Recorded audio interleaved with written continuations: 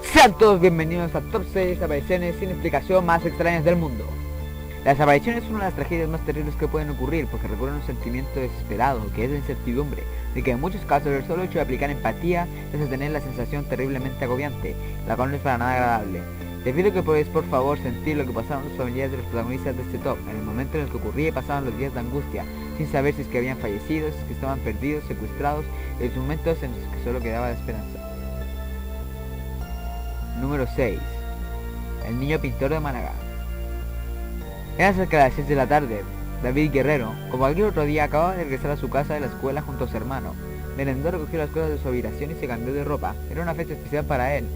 Y no es más, es que uno de sus cuadros formaba parte de la exposición recorriendo la Semana Santa que se iba a inaugurar en la Galería de Arte La Maison, en la calle Parcén. Decidió vestirse de forma elegante para la ocasión, zamarra, jersey blanco, vaqueros y zapatos deportivos. Salió de su domicilio situado en la calle Sargento García, en la barriada malagueña 25 años de La Paz, y se dispuso a cruzar los 100 metros que separaban el portal de su vivienda de la marquesina donde se paraba el autobús que le llevaría al centro de la ciudad. Entrada ya la noche, sus padres, José Guerrero y Antonia Guevara, comenzaron a preocuparse. No era normal que su hijo no hubiera regresado a casa. Después de un día de espera, los padres decidieron ir en su búsqueda, pero nada, ningún rastro del muchacho. Fue como si se le hubiera tragado la mismísima tierra. Cualquier intento por descubrir dónde se encontraba David Guerrero terminaba en un callejón sin salida. De acuerdo al comisario José María García Calabuy, el gran problema con el que nos hemos topado es que nadie lo vio salir de su casa, lo que nos hace suponer, y recalco, que es una hipótesis que probablemente lo esperaban. Además, ese día se dieron unas circunstancias especiales, ya que coincidió con la visita de SM, la reina Sofía a Málaga. Y puesto que esa zona correspondía a uno de los itinerarios trazados, había una rigurosa vigilancia, tanto de policías de paisano como de uniforme, lo que nos induce a descartar que fue introducido a la fuerza en un vehículo. Cuando estaba por finalizar la investigación, fuerzas de seguridad del Estado identificaron a un ciudadano suizo de 70 años de edad que podría estar implicado en la desaparición de David Guerrero. El individuo de buena posición económica, separado y con varios hijos, habría logrado presuntamente engañar al muchacho, convencerle para que abandonase su domicilio. Una pista que adquirió crédito cuando en el domicilio de Guerrero Guevara salió una caricatura de una persona de similares características faciales a las del sospechoso. Más tarde supo que existía una conexión entre ambos, según se averiguó gracias al testimonio de la empleada del hotel donde estuvo alojándose el misterioso personaje entre los meses de marzo y abril de 1987. Pero como siempre la vida trae sorpresas. Desgraciadamente la investigación cesó cuando el sospechoso falleció en enero de 1990. Número 5. El niño de Somosierra. El 26 de julio de 1986, Andrés Martínez, un experimentado conductor, y su esposa Carmen Gómez viajaban en la cabina de un enorme camión cisterna rumbo a Bilbao, España. El cargamento, 20.000 litros de ácido sulfúrico. Wow. De forma inexplicable, aquel experimentado camionero emprendió el descenso del puerto de Somosierra. La pendiente es muy prolongada y la velocidad a la que él iba era suicida. Ya, desde aquí esto es muy extraño. Cualquier persona con dos dedos de frente sabe lo estúpido y arriesgado que es viajar a gran velocidad en una pendiente. Sobre todo y se le agrega que tienes 20.000 litros de ácido sulfúrico detrás tuyo. Bien, a la altura del límite entre Madrid y Segovia se produciría lo inevitable. El accidente que involucraría a otros 3 autos. El camión cisterna que transportaba el ácido era un montón de fierros retorcidos por el que recorrían los miles de litros de ácido abriéndose paso rumbo a las laderas del río Duratón. El análisis preliminar del accidente era escalofriante. La cabina del camión había sido aplastada por la pesada cisterna y el ácido mortal caía sobre los cuerpos de los esposos Andrés Martínez y Carmen Gómez. Al no poder hacer nada por ellos, las autoridades se preocuparon por neutralizar los efectos nocivos del ácido. Sin embargo, al caer la tarde, una noticia paralizó a las autoridades. El vehículo causante del accidente transportaba a un tercer pasajero. Los padres del fallecido conductor Andrés Martínez denunciaron la desaparición de su nieto Juan Pedro Martínez Gómez, de 10 años, y que se había despedido de sus abuelos antes de abordar junto a sus padres el fatídico camión cisterna. La noticia originó una rápida operación de búsqueda, pero no se encontraron rastros del niño. Ante el infructuoso rastreo, la primera hipótesis que se deslizó fue que el cuerpo del pequeño Juan Pedro había sido disuelto por el ácido, pero esta teoría fue desechada por los expertos químicos quienes afirmaron que un cuerpo humano no podía evaporarse a causa del ácido sin dejar ningún rastro. Durante los 2 siguientes días, la policía rastreó minuciosamente toda la zona, pero la búsqueda no dio resultados. Una parte importante de la investigación era reconstruir el recorrido de la cisterna, para la cual los expertos extrajeron el tacógrafo del camión, y no es otra cosa que un disco de papel que marca las paradas y la velocidad del vehículo. Según el tacógrafo, el viaje lo emprendieron a las 7 de la tarde, teniendo como primera parada un lugar llamado La Venta de Olivo, a pocos kilómetros de Cieza, en Murcia. La segunda parada la realizaron a las 0:12 horas en la localidad de Las Pedroñeras. Siendo casi las 3 de la mañana, llegaron a la gasolinera Los Ángeles, en la entrada de la capital de España. 2 horas y media después, ejecutaron la parada definitiva en el Mesón de Aragón, en las faldas del puerto de Somosierra. Es en esta parada donde un camarero vio por última vez al niño desaparecido e incluso lo describió perfectamente, ya que le llamó la atención que un niño de esa edad aceptara ponerse un suéter y pantalón de color rojo, ambas prendas. El testimonio confirmaba que Juan Pedro continuaba con sus padres a iniciar el ascenso a Somosierra. Mientras se continuaba con la reconstrucción del recorrido del fatídico camión, el misterio seguía creciendo. Según el tacógrafo, en la siguiente hora 23 minutos después de esa parada en el mesón y antes del accidente, el camionero realizó 12 paradas. Los profesionales de la carretera afirman que en un trayecto tan corto como ese no debió haber ni una parada, o en un momento dado una o dos veces como máximo. Entonces, ¿qué ocurrió? ¿Por qué paró una docena de veces en poco menos de hora y media? ¿Y por qué bajar a tanta velocidad una pendiente tan peligrosa? En todos estos años, la hipótesis de un secuestro ha cobrado fuerza, ya que se hace difícil pensar que un vehículo apenas salido de una revisión total, como la cisterna, sufriera algún desperfecto mecánico. Entonces, la lógica nos puede llevar a pensar que la excesiva velocidad de la cisterna se debió a un desesperado intento de dar alcance a otro vehículo. Ahora bien, ¿por qué un rapto en una zona tan poco usual? Una de las hipótesis es que Andrés Martínez había sido obligado a transportar drogas y al negarse se la arrebataron a su hijo. Sin embargo, investigaciones posteriores desecharon totalmente esta teoría. Pero las dudas aumentaron conforme pasó el tiempo, ya que 2 años después de ese fatal accidente, un niño idéntico a Juan Pedro Martínez Gómez, incluso con la misma ropa, fue visto en las cercanías de Badajoz. Pero no solo eso, sino que desde entonces la policía ha recibido varios reportes de que un niño vestido de rojo va caminando a la orilla de la carretera y siempre en las afueras de diferentes poblaciones rurales, pero todas ellas cercanas a Somosierra. Al no encontrar solución a este caso, diversas teorías han salido a la luz, como por ejemplo que fue trasladado a otro plano dimensional, a un punto en el espacio y el tiempo donde se encuentra cerrado. A pesar de todo, la verdad aún no se conoce y la única prueba que demuestra que el chico estuvo en la cisterna es un zapato que le pertenecía. Su paradero sigue siendo un misterio. Número 4. El Triángulo de Bennington. El Triángulo de Bennington es un bosque proclamado como maldito por los mismos lugareños, una zona boscosa donde la gente desaparece, un triángulo de las Bermudas fuera del mar. Ubicado cerca del monte Glastonbury, Virginia, Estados Unidos, ocurren desapariciones sin explicación que fomentan la creencia de que la zona está maldita. La primera de estas desapariciones nos remonta al año 1945, cuando Henry McDowell, prófugo de un psiquiátrico, desapareció en dicho bosque sin dejar rastro y sin que se volviese a saber nada de él hasta la fecha. Al parecer, este hombre había sido acusado de muerte de otro hombre en dicho bosque. Pese a que no se encontró rastro alguno de dicho suceso, el desaparecido fue acusado de tal crimen y posteriormente recordado por su desaparición. Varios días después de ese suceso, el 12 de diciembre, un hombre llamado Millie Rivers, que trabajaba como guía de montaña, desaparecía ante los ojos del conjunto de excursionistas con el que estaba trabajando. Ese fue uno de los primeros casos misteriosos, ya que según los testigos el grupo se hallaba en una zona cercana a la carretera de Long Trail, encabezados por Mide, que según estos mismos testigos, simplemente desapareció sin dejar el más mínimo rastro. Un año más tarde, el 1 de diciembre de 1946, la joven estudiante Paula Weldon se adentraba en la espesura de este bosque con la pretensión de realizar un poco de senderismo. Huelga decir que fue lo último que se supo de ella. Pese a que se organizaron batidas de buscadores para intentar encontrarla, lo cierto es que no se logró hallar el más mínimo rastro de la joven, pasando a engrosar la lista de personas que el bosque engullía. Con posterioridad, el día 1 de diciembre de 1949 se produjo lo que sería la desaparición más extraña de todas, protagonizada por James E. Tedford, el cual desapareció dentro de un autobús. Según parece, esta desaparición se produjo mientras el autobús se encontraba en movimiento hacia la ciudad de Bennington, donde nunca llegó, pese a que muchos de los pasajeros afirmaron verlo en dicho vehículo. Sobre ese año también existe el rumor de la desaparición de 3 cazadores que se adentraron en el bosque y de los que nunca se volvió a saber. Esta forma parte de la leyenda urbana, ya que no existe documentación oficial o extraoficial al respecto. Al año siguiente, la primera víctima que registrara la zona fue la de un niño de 8 años, Paul Jepson, que desapareció de la vista de su madre el 12 de diciembre, mientras ésta realizaba labores domésticas. Este suceso motivó una búsqueda exhaustiva en la que fueron empleados incluso perros de rastreo, pero los animales solo pudieron rastrear al niño a través del bosque hacia una autovía cercana donde se perdía el rastro. Esto motivaron a que los cuerpos de seguridad pensaran que el pequeño fue visto en la autovía e introducido en algún vehículo que circulaba por la zona, en un intento de salvarle la vida o con la intención de pedir un rescate, pero lo cierto es que nunca se volvió a saber de él. La última de sus apariciones fue la protagonizada por Frieda Langer, una joven que desaparecía el 28 de octubre de 1950. Mientras se encontraba de excursión con un primo suyo. Según declaró Frieda se cayó en un charco de lodo y decidió volver al campamento para cambiarse de ropa, mientras que él esperaba en aquella zona. Nunca volvieron a reunirse, ya que Frieda nunca volvió al campamento. Esta última desaparición fue motivo de un enorme dispositivo de búsqueda, en la que colaboraron hasta los militares. Frieda fue buscada por tierra y aire, sin ser hallada, aunque 7 meses después se fue hallado su cadáver en un claro que previamente había sido peinado por los cuerpos de seguridad. Asimismo, la autopsia posterior no pudo aclarar el misterio de que el estado en el que fue hallado el cuerpo y el tiempo transcurrido imposibilitó el trabajo de los cuerpos forenses.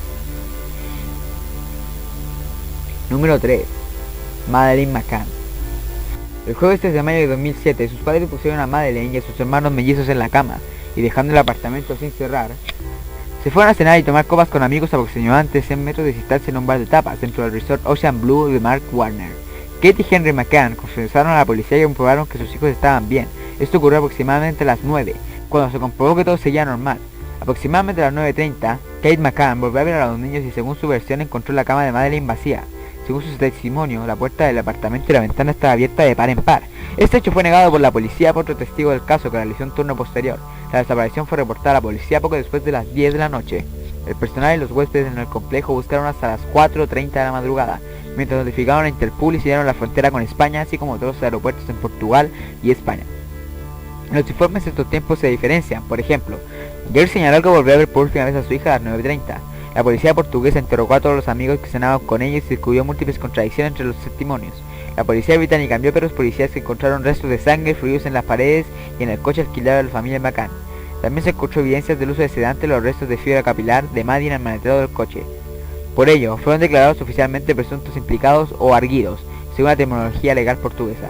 Los McCann abandonaron el país y finalmente la policía abandonó los cargos tras numerosas presiones diplomáticas. La familia abrió un fondo para ayudar a encontrar a Madeleine, que recaudó más de 1 millón de euros. El dinero se utilizó auxiliarmente para pagar la hipoteca de su mansión en Inglaterra, donde actualmente residen con sus hijos mellizos. Ese es un dato que quiero agregar, yo personalmente. Bueno, un datito para complementar un poquillo. Hace un tiempo, en 4chan, un usuario publicó lo siguiente. Publicó: Hey 4chan, hey 4chan, ¿dónde creen que se encuentre Madeleine? Al poco tiempo, un usuario dio una respuesta turbia, pero está. Este extraño sujeto respondió: en mi sótano. Y publicó la siguiente imagen. De corazón espero que sea solo un bromista un poco perturbado, porque de ser real, pues a las autoridades se les pasó una pista que quizás ahora pasó a ser un foro más perdido en el ciberespacio. Número 2. Owen Parfitt. Muchas personas desaparecen sin dejar rastro alguno, tal como lo hemos visto a lo largo de este top. Otras deciden abandonar sus antiguas vidas y empezar desde cero, pero hay veces en que personas se ausentan en circunstancias verdaderamente inexplicables. Owen Parfitt es el ejemplo de ello. Era un hombre mayor, un residente de Shepton Mallet, que había sido un aventurero en su juventud. En 1755, Parfitt regresó a vivir con su hermana Susana cuando se hizo evidente que su salud física se estaba deteriorando, una discapacidad paralizante que finalmente lo dejó casi totalmente paralizado y tuvo que ser llevado de un lugar a otro. Una noche de verano cálido en julio de 1768, Parfitt estaba acostado en su cama en la casa que él y su hermana compartieron cerca de la zona conocida como Barton de Cranford, cuando él le pidió que lo llevara abajo, donde podía disfrutar del aire fresco. Con la ayuda de su vecino, Susana, llevó abajo a Owen y lo sentó fuera de su casa en su silla favorita. Ella lo cubrió con su abrigo y luego volvió a entrar. Al otro lado de la carretera de Owen, varios obreros se encuentran en un campo propiedad de un granjero local llamado Joseph George. Toda la tarde declararon que habían visto al viejo donde Susana lo había dejado, y entonces sucedió algo inexplicable. Susana estaba arriba, cuando yo lo que más tarde describió como un ruido, entre comillas. A pesar de que tenía problemas para articular qué clase de ruido fue lo que realmente oyó, su curiosidad despertó. Ella bajó las escaleras para ver a su hermano. Al salir de la casa, ella esperaba ver a Owen sentado en su silla junto a la puerta, pero no lo estaba. Alarmada, ella le preguntó a los peones a varios metros de distancia: ¿has visto a Owen? Su respuesta fue unánime: no, él había estado allí apenas unos segundos antes. Susana y los peones de inmediato buscaban en el área, pero Owen Parfitt nunca fue encontrado. Entonces, ¿qué le había ocurrido? Su hermano argumentó que el diablo se lo había llevado, como él había llevado una vida libertina. Era cierto que Owen Parfitt no era un buen hombre. Él había participado en el robo, el vandalismo, el contrabando y la prostitución, y en las Indias Occidentales había supuestamente practicado la magia negra. Otros tenían una explicación más prosaica. Aparentemente Parfitt había caído por desgracia ante un grupo de Bristol y al parecer les debía dinero. Deben de haber seguido al viejo hombre, dijeron. Se lo llevaron para el juicio sumario a una corte. El problema es que Owen había arreglado sus asuntos con los hombres de Bristol años atrás, así que ¿por qué de repente aparecerán nuevamente en escena? Pero el mayor problema fue la propia desaparición. Los peones estaban a unos metros de distancia y tenían una visión clara de Parfitt. Pensaron que es imposible que alguien pudiera haberlo arrebatado sin ser visto por ellos. ¿Y por qué el anciano no había quitado el armado?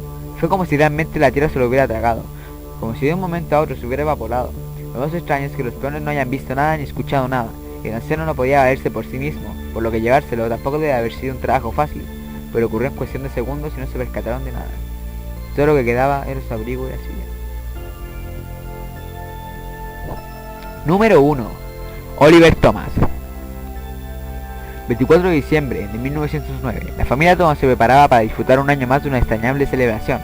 Durante todo el día, los miembros de esta familia, unos granjeros del pequeño pueblo de Brecon, situado en Gales, Reino Unido, habían estado preparando la gran fiesta que, como cada año, reuniría a la familia y a varios amigos y vecinos.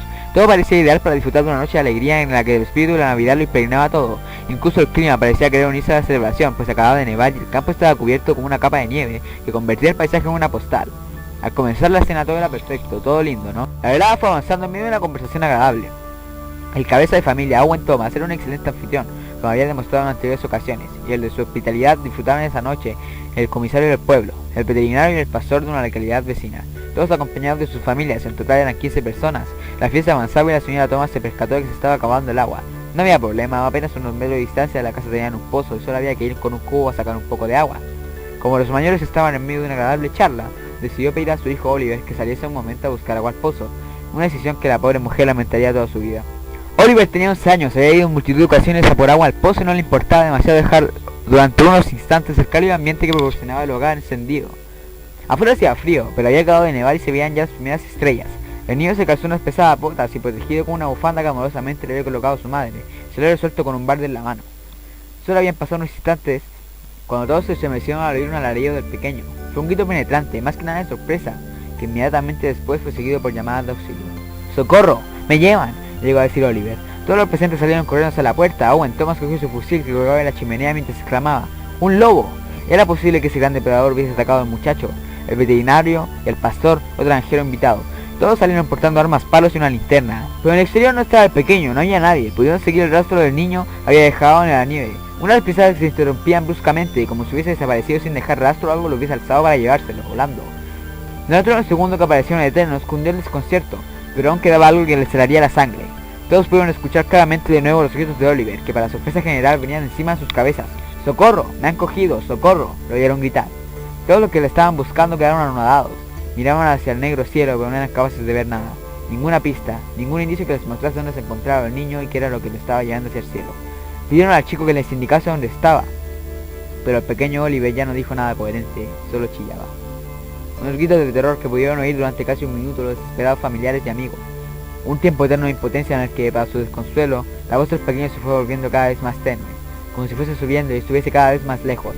Algo incomprensible había sucedido. Alguien había arrancado a Oliver del suelo y se lo había llevado volando. Aún después de la desaparición y en medio del desconcierto, varios de los asistentes siguieron buscando con la lámpara alguna pista. Pudieron constatar que las huellas del muchacho sobre la nieve parecían normales, pero se interrumpían bruscamente a unos 20 metros de la casa. A 2 metros de la última huella se encontraba el cubo, como si el niño lo hubiese soltado desde una cierta altura. El resto de la noche siguieron dando vueltas, llamándolo, intentando descubrir entre las tinieblas alguna pista que explicase el suceso. Pero nada. Bueno, gente, espero que les haya gustado este primer top del canal. Uno de muchos, sin más, espero que lo hayan disfrutado y nos vemos en el siguiente. ¡Hasta pronto!